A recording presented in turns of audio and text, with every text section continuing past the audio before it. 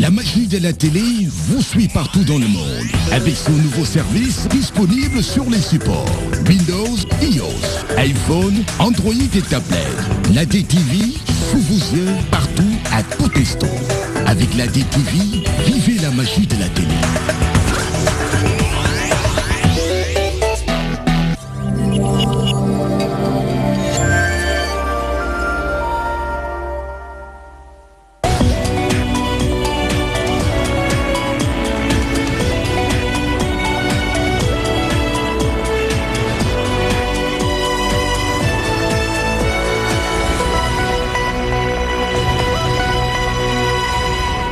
Mesdames, Messieurs, merci de votre fidélité renouvelée à la magie de la télé 20h. Les titres de cette édition. Dans quelques heures s'ouvre la campagne électorale. L'enjeu est de taille. La course aux alliances se poursuit. Dans l'attente, la population appelle les 5 candidats au calme afin d'éviter les violences. Présidentielle 2019, le préfet de Thiès redéfinit la carte électorale et annonce une batterie de mesures. Fodefal parle de plus de 20 000 cartes en souffrance dans les tiroirs avant d'éviter les concernés à aller les retirer. Retard de la mise à disposition du site promis par les autorités. Le regroupement des mécaniciens de Pikine hausse le ton. Il réclame sa part sur les terrains octroyés au secteur de l'artisanat et interpelle les autorités étatiques. Les étudiants de l'école supérieure polytechnique de l'université Cheikh Anta Diop de Dakar joignent l'acte à la parole. Ils optent pour la stratégie de la rue pour faire pression aux autorités du COUD. La mise à leur disposition des nouveaux logements construits à l'ESP, point phare de leurs revendications.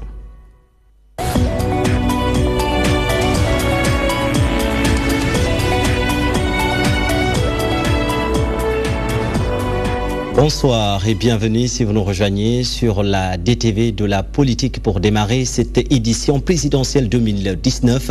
Aïda Mbodj joue la carte du suspense. La Lionne du Baol n'a toujours pas révélé le nom du candidat qu'elle va soutenir à l'élection présidentielle de 2019. L'ex-maire de Bambey promet tout de même de rendre sa décision dans les jours à venir. La voici.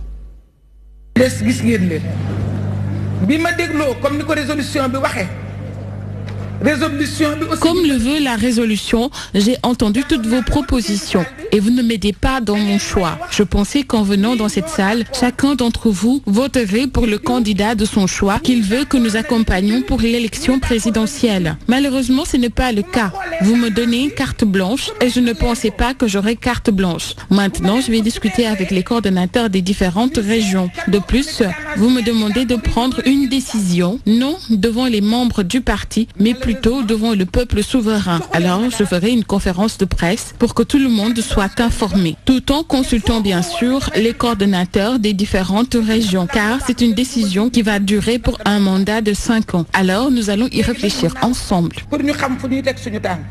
Parce que benn décision, benn jataay, bu dee tungoom juróomi at, jataay boobu day jarawaat. L'attitude d'Aïda Mbodj est la même à la coalition Taxawu Dakar ak Khalifa Sall. Les khalifistes informent qu'ils vont battre campagne les prochains jours et vont dire le candidat qu'ils entendent soutenir suivant les au micro de Chantal Badji. L'élection présidentielle du 24 février apparaît ainsi comme une chance pour nos concitoyens de s'exprimer, de sanctionner le cas échéant, de poser les jalons d'une nouvelle gouvernance. À la lumière de ces quelques considérations, la coalition a pris les décisions suivantes. Le choix du candidat à soutenir se fera par tous les partis et organisations au niveau de la coalition Taxawu Sénégal ak Khalifa Ababacar Sall. La coalition prendra sa décision en relation avec son leader, Khalifa Ababacar Sall, qui, pour les raisons de l'injustice qu'il subit depuis presque 2 ans, ne peut être rencontré que les lundis.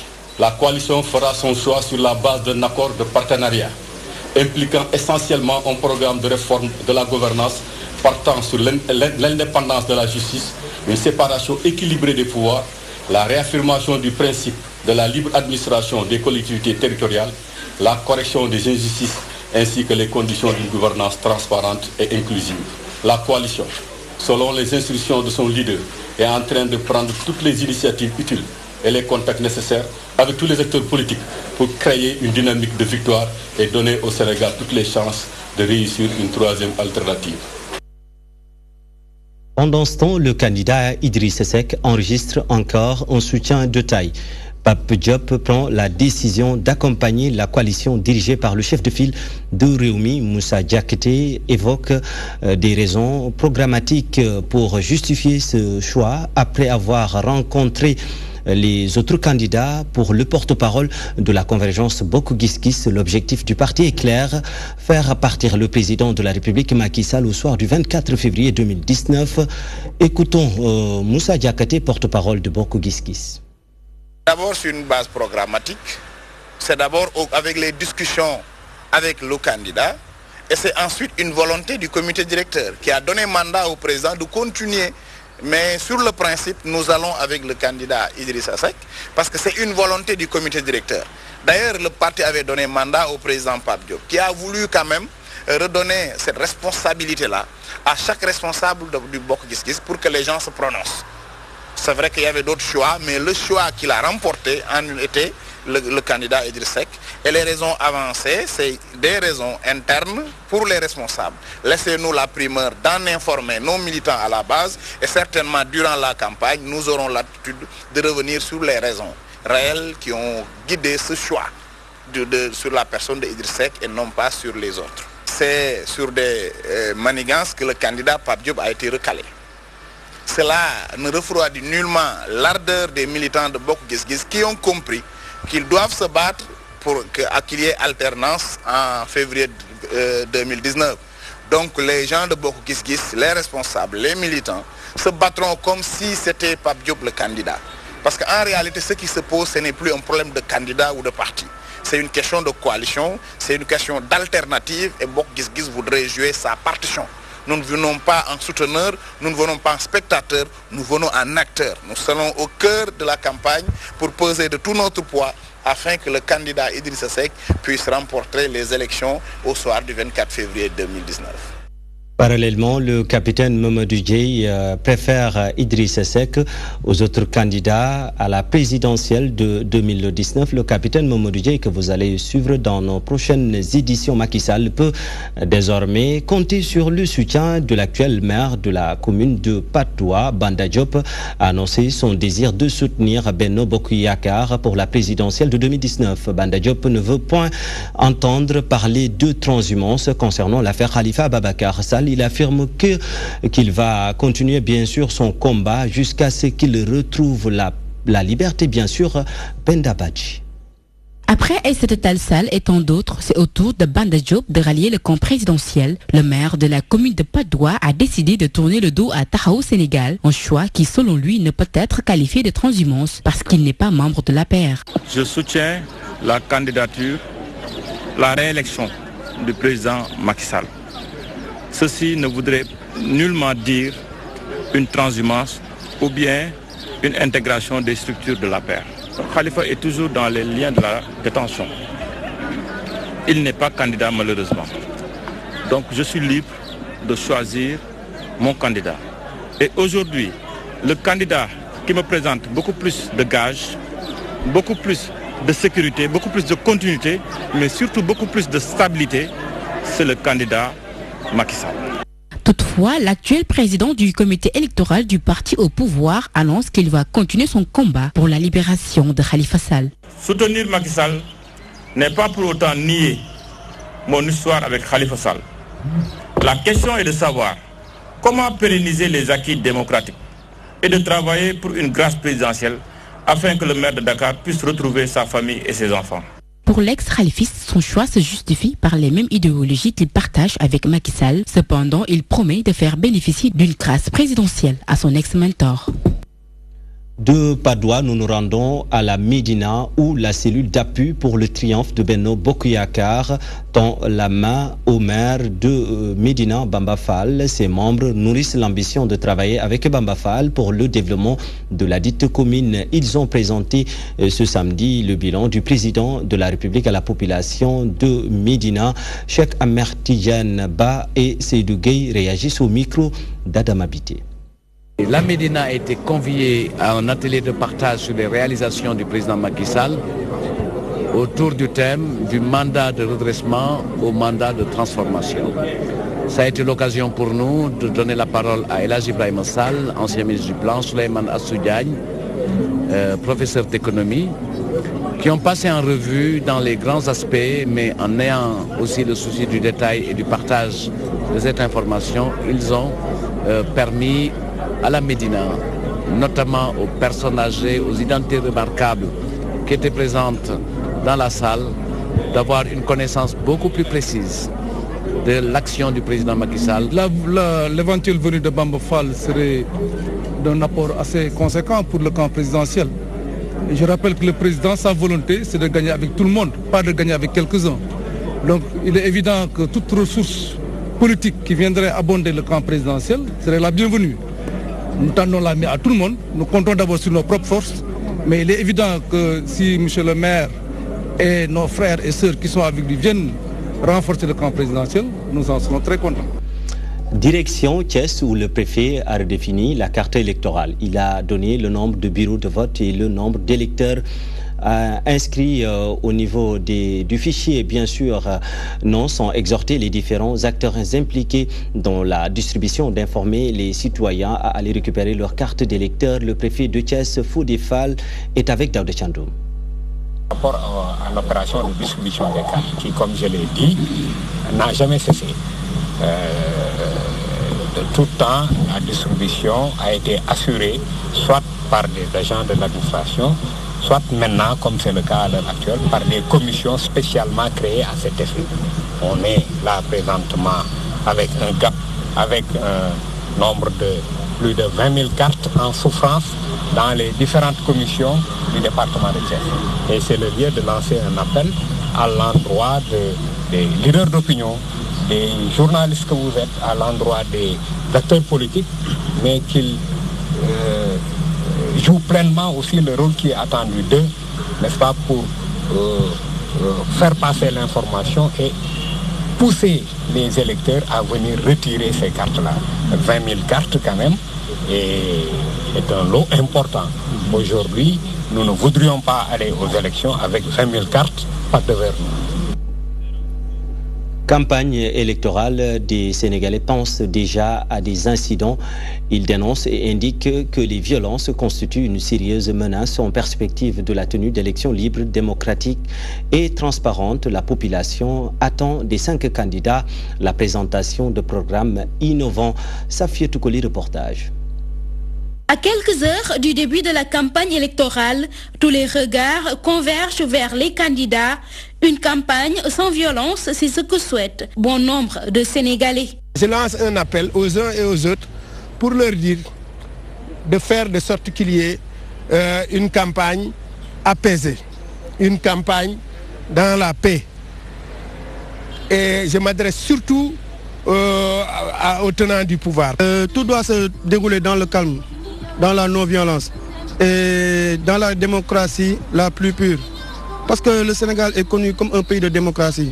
Je demande à ce que la campagne se déroule bien et que le gouvernement met tout ce qu'ils peuvent pour que cela ne puisse avoir de problème. Il est aussi attendu des 5 candidats la publication des programmes et surtout ceux qui prennent en compte les besoins de la population. Tous les candidats dévoilent leur programme par rapport à tous les secteurs concernant la vie de la nation. Ça permettra aux électeurs d'aller aux urnes et de pouvoir choisir clairement par rapport à leur conscience, à ce qu'ils veulent du Sénégal. Ces jeunes ne souhaitent qu'une chose, que le problème de l'emploi soit réglé une bonne fois. Écoutez, notre seul souci, nous les jeunes, c'est de trouver du travail. Les candidats devraient prendre en compte cela. L'essentiel pour Sherba est que les Sénégalais se sentent à l'aise après avoir choisi leur prochain président. Je dirais qu'il faut penser à ces gens. Donc à l'issue de ces élections, j'aimerais que tout rentre dans l'ordre. À chaque campagne électorale, la violence est utilisée pour des règlements de compte, mais certains citoyens sont contre cette démarche. Pour la présidentielle de 2019, ils souhaitent une campagne apaisée qui respecte les normes et règles établies. Le président Macky Sall et son bilan, une évolution en dents de scie. Tel est l'avis de bon nombre de Sénégalais. D'aucuns parlent de bilan mitigé et pensent que les priorités sont toujours occultées concernant les infrastructures inaugurées récemment. Il affiche leur satisfaction dans ce reportage signé Adjara Ndiaye. Certains Sénégalais ne sont pas totalement satisfaits du bilan du président Macky Sall. Même s'ils saluent certaines réalisations, beaucoup fustigent le manque de considération du président à leur égard. Pour certains, ça va, mais pour nous, ce n'est pas le cas. Nous ne sentons pas son travail. En 7 ans, il devait nous aider à avoir des lieux qui nous sont propres, nous les mécaniciens. Mais vous voyez des entreprises qui sont occupées par des étrangers, alors que c'est nous qui l'avons élu à la tête de ce pays, alors que nous n'avons absolument rien. Selon ce père de famille, le président de la République n'a pas mis l'accent sur les priorités. Pour un mandat de 7 ans, le président devait se consacrer juste sur ces 2 trucs. Santé, éducation, essayer de le réaliser, permettre à nos enfants, à nos parents de se soigner quand ils sont malades, permettre aux enfants d'aller à l'école, d'aller à l'université, d'avoir les capacités de développer ce pays-là. Parce qu'investir sur des autoroutes, investir sur des ponts, alors que les Sénégalais ont faim, moi je trouve que le bilan est mitigé. Par ailleurs, ces citoyens se disent fiers d'avoir de nouvelles infrastructures. Il y a des changements qu'on peut noter, surtout du côté de l'électricité. Les chantiers qu'il a réalisés comme le pôle urbain de Diamniadio, entre autres. Il a beaucoup fait des choses positives. Ce qu'il avait promis avant qu'il soit président, il l'a fait, comme le pont de l'émergence et aussi le pont de Gambie et plusieurs autres choses. Moi, en tout cas, je salue ce qu'il a fait. Malgré les inaugurations sans cesse du président Macky Sall, certains Sénégalais trouvent que le bilan est mitigé. Pour eux, les 7 ans de magistère devraient être un élan pour l'émergence du Sénégal. Point phare annoncé en titre, l'ouverture officielle de la campagne électorale. C'est dans quelques heures. La chasse aux alliés se multiplie. Certaines alliances ou cas de transhumance suscitent réaction. Pendant ce temps, le peuple observe et attend le jour du scrutin pour faire son choix. L'enjeu est énorme. C'est tout simplement l'avenir de notre pays, la présidentielle de 2019 ou la révélation de tous les maux de notre société, suivant le regard de Mohamedou Diallo. Et de 11 pour le Sénégal, afin presque. L'organisation d'une présidentielle est bien familière à notre République, vieille de bientôt 59 ans. Entre-temps, combien d'événements ont secoué notre pays dans sa marche vers la démocratie? Des concitoyens ont casqué fort pour l'atteinte de cet idéal au prix de leur sang et de leur vie. Les présidentielles de 1963, 88, 93 et 2012, pour ne citer que celle-là, en témoignent hélas avec éloquence. Rouvrons nos livres d'histoire pour faire de 2019 une belle histoire. Les alliances se multiplient, même les plus spectaculaires, voire inimaginables. L'étiquette est toute trouvée. Beaucoup d'observateurs parlent de transhumance pour les qualifier. Pas mal de Sénégalais s'en offusquent, notamment sur les réseaux sociaux. Mais ont-ils oublié que les membres du corps politique, pour ne pas dire de la classe politique sénégalaise, partagent avec tous les autres acteurs de notre société les mêmes normes, les respectent par moments et les violent le plus clair du temps, comme la majorité des membres de notre société? Ne serions-nous pas dès lors en train de reprocher à nos actrices et acteurs politiques ce que nous faisons tous les jours? Mais ça n'est point étonnant dans une société où l'on dit peu de ce que l'on fait et fait peu de ce que l'on dit. Améliorons donc notre société, nous améliorerons du même coup notre classe politique.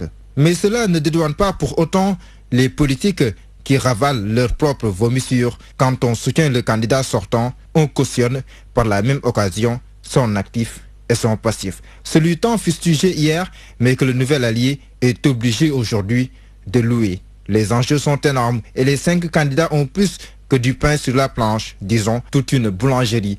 Celle programmatique à même de jeter les bases d'un véritable développement de notre pays. Le défi alimentaire doit être relevé. Du même coup, l'on renforcerait nos secteurs primaires et secondaires qui mobilise le maximum de Sénégalais, sans oublier l'équilibre des pouvoirs et la bonne gouvernance. La suite coule de source une croissance forte et inclusive pour un capital humain de qualité. La bataille sera rude. Qu'est-ce qui va prendre le dessus? Le système ou l'antisystème, la confirmation ou l'alternance, l'arrangement ou la rupture? Finalement, peu importe, tout dépendra des plus de 6 millions d'électeurs sénégalais, même ceux qui s'abstiendront. Mais en attendant, la campagne est ouverte. Chers candidats, le peuple vous écoute et vous voit. Alors, à vos marques, prêts, partez. Fermons le chapitre politique et ouvrons celui des revendications VDN au niveau de Tivaouane Peulh, 2 ans après la démolition de leur maison. Les impactés courent toujours derrière leur indemnisation. Ils ont pris d'assaut les locaux de la municipalité pour rencontrer le maire. Momar Sorna Diop informe que l'État a pris toutes les dispositions nécessaires pour satisfaire les impactés de ce projet. Des propos qui ne rassurent point les concernés. À Tivaouane Peulh, nous retrouvons Mamanta Djamé. Tôt le matin, les impactés ont pris d'assaut l'hôtel de ville de Tivaouane Peulh. Ces victimes qui ont perdu leur maison sont venus prendre des nouvelles sur cette affaire qui dure depuis 2 ans. Aujourd'hui, nous sommes à Tivaouane Peulh, particulièrement à la commune, pour accueillir, recevoir les impactés de la VDN, les sinistrés à qui on a cassé leur maison, ces sinistrés qui ont attendu 2 ans pour voir une issue heureuse à leur problème. Nous sommes à moitié convaincus parce que nous croyons aussi au maire, nous croyons aussi à son discours, car il tire du discours du président de la République. Et le président, c'est le président de tous les Sénégalais aussi. Sa parole, elle est sacrée. Bon, alors nous croyons en son discours. Des assurances qui ne rassurent pas pour autant les membres des collectifs. Délogés de leurs habitations par les bulldozers, ces victimes de la VDN à hauteur de Tivaouane Peulh courent derrière leurs impôts. Des indemnisations qui tardent à se concrétiser malgré cette autre promesse du maire Momar Sorna Diop. Li nga xamné maire wax nako fi nañu ci dimbali té Yalla rek tax ñun ku ci né lu fi way defoon rek nang ci am ndam loolu lañ ci bëgg. Hier, le gouverneur m'a reçu pour m'informer des dernières décisions de l'État du Sénégal concernant les 3-4 hectares qui étaient à la disposition de la coopérative de la primature. Le Premier ministre avait pris l'engagement de retirer cette parcelle de la primature pour mettre à la disposition des populations.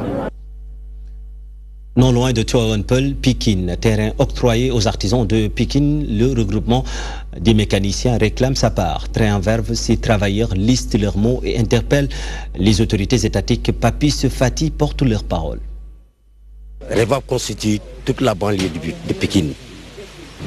Et actuellement, là où nous sommes, il y avait une femme, Oumou Salamata, qui nous a prêté ce site-là. Et un jour viendra, elle va récupérer ce site-là. Après, où nous allons? Et puis nous avons entendu qu'il y avait 53 hectares que nous ont donnés à Djamnyadjo. Et ces 53 hectares-là, il y avait les gens qui étaient aux zones de captage, qui étaient là-bas. Les gens qui étaient à Koloban, ils ont assuré au moins 3 hectares. Et nous n'avons rien. Ce que nous réclamons, exactement, c'est notre parole pour les 53 hectares qui se trouvent à Djamnyadjo. Les propriétaires du quartier pleurent à cause de nous, soit disant qu'on les fait déranger de gauche à droite. Il y avait un site à Technopole. Avant de donner aux gens pour faire là-bas des parkings, mais ici il y a combien d'ouvriers? Il y a combien de chefs de garage qui se traînent sur la rue, qui occupent la voie publique? Mais ce site-là à Technopole, ça va nous arranger? Codification à l'université Cheikh Anta Diop de Dakar. Les étudiants de l'école supérieure polytechnique ne décolèrent toujours pas. Ils ont défilé dans les rues de la capitale pour exiger la mise à leur disposition des nouveaux logements construits au sein de leur institut. Ils interpellent le directeur du centre des œuvres universitaires de Dakar, Cheikh Oumar Anne, et le ministre de l'enseignement supérieur, de la recherche et de l'innovation, Marie Tounian. Le point avec Omar Danso.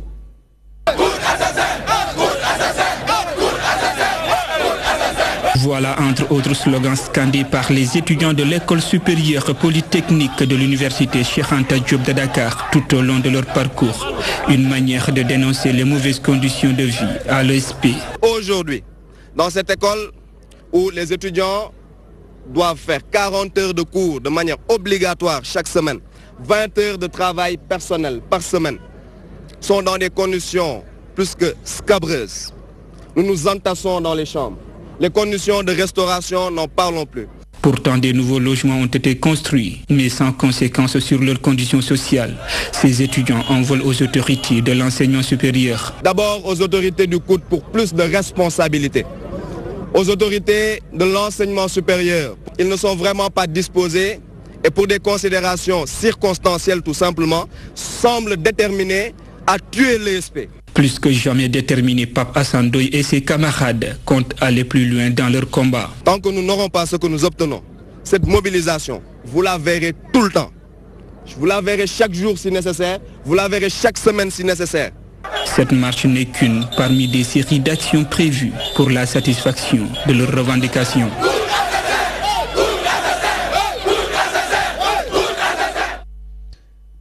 Université Cheikh Anta Diop de Dakar, la faculté des sciences juridiques et politiques fête ses meilleurs.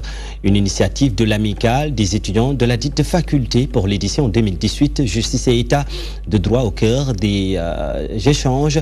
Et à quelques jours de l'élection présidentielle de 2019, la faculté de droit de l'Université Cheikh Anta Diop de Dakar appelle les différents candidats à respecter les règles du jeu, les temps forts de la fête de l'excellence avec Ndaï Fatim Lo. C'est une cérémonie à l'honneur de l'excellence. À travers elle, l'on félicite et honore les meilleurs étudiants de la faculté des sciences juridiques et politiques. Ils sont 16 à être primés. L'excellence dans le sens véritablement d'encourager les camarades qui ont obtenu de très bons résultats au moment des examens. C'est des étudiants donc, qui ont su se battre, et connaissant la rigueur des études en droit, et les difficultés que nous rencontrons au quotidien dans le cadre de nos enseignements. Et malgré tout, ils ont su faire des efforts considérables. Pour le ministre de la Justice, ces étudiants viennent de réussir quelque chose d'extraordinaire. Le droit fait partie des disciplines les plus compliquées et les plus difficiles. Il faut beaucoup de rigueur et de volonté pour réussir. Ici, les études, c'est des études, mais c'est malheureusement aussi une compétition. Si vous survivez à cette compétition qui est féroce, je pense qu'il faut vous dire bravo. Actuellement, vous ne pouvez pas mesurer la profondeur et l'étendue des études que vous avez faites. Quand vous faites le droit et la science politique, vous étudiez quelque chose qui est fondamental, vous étudiez l'État. L'état de droit est aujourd'hui une nécessité au Sénégal. Ces étudiants en droit ont un rôle important à y jouer pour le renforcer et le défendre. Lorsqu'on est dans un pays où il est possible d'être un fils d'un parent pauvre et qu'on peut occuper des fonctions aussi élevées qu'une fonction de président de la République, si cela est possible dans un pays, c'est parce qu'il y a des mécanismes démocratiques garantis justement par l'état de droit. Aujourd'hui, pour garantir justement ce système-là, il ne faut pas toucher au dispositif de l'état de droit, au dispositif d'indépendance de la justice. Et les étudiants, comme sachant, sont les premiers garants de cet état de droit. À quelques jours de l'élection présidentielle, l'amicale des étudiants de la faculté des sciences juridiques et politiques lance un appel pour une campagne électorale apaisée au sein de l'UCAD. Un appel auquel leur ambassadeur Omar Pen adhère. Nouvel an chinois, l'ambassade de la République populaire de Chine a célébré cette date.